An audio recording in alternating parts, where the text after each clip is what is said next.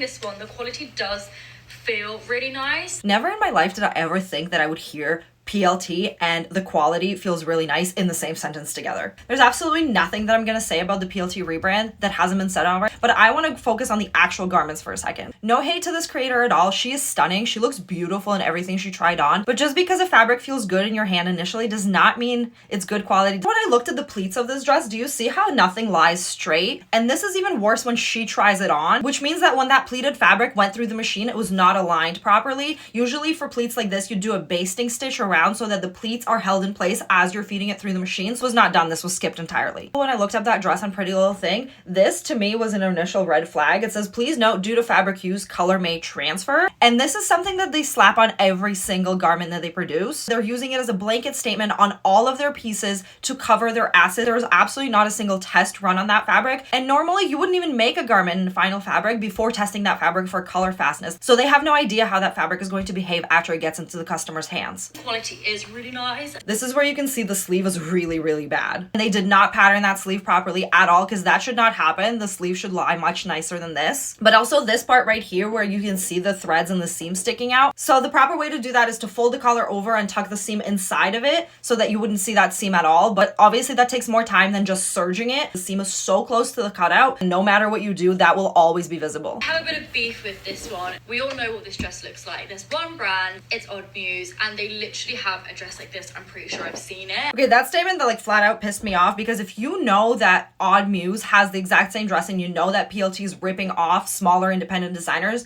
why are you even supporting that? Why are you buying that? Which in her defense, she does state that, so it does, like, she is acknowledging that this is something that shouldn't be done, but you're still supporting them with your money. That doesn't really sit well with me. And if you look at the pictures of this dress on the website, you can see like the puckering on the seams, which just means the tension was not properly adjusted as they were sewing this dress. So this neckline that is getting turned over means that they skipped the understitching. Usually you would sew the lining to the strap so that it doesn't turn over. Also, the puckering of that chest seam is horrendous. And if you look at the neckline of the Odd Muse dress, I couldn't find the exact one of the buttons, but this is a very similar silhouette. That neckline lies way nicer. Whatever is going on here, there was no reason for them to put an elastic there if it had just been tailored properly and patterned and graded properly. I'm trying to make it like fit as many people as possible without doing fit tests. I have a problem with this suit whole thing right here because none of the seams are aligned. The shoulder pads are not symmetrical. I don't know what the hell is going on there. And even in their invisible like mannequin photo, which you can Photoshop the crap out of these to make it look perfect, you can still see the misalignment, the asymmetry, the shoulder pad situation. It is just horrible construction. £84 I do feel for PLT is a little bit steep, but like I said, a legacy is in progress. Maybe this is the progress that they're doing.